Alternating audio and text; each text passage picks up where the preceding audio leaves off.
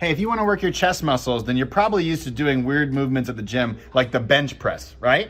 Well, I'm here to say stop doing the bench press, right? It doesn't help your shoulders. It only strengthens the chest muscles. And you can do movements like this, the one I'm gonna show you, they're gonna strengthen your core and give you more flexibility at the same time, all right? This move is called the high chair push-up. Fantastic for people who wanna build that chest strength from the comfort of their own home.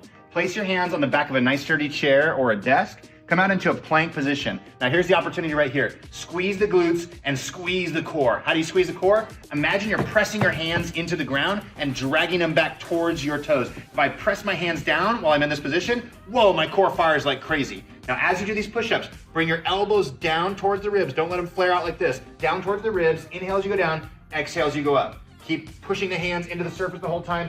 Inhaling as you go down, exhaling as you go up, and just go for as many reps as you can until you feel that nice pump in your chest. Do this move instead of the bench press. It's gonna make your whole body feel a lot better, and you can do it from the comfort of your own home.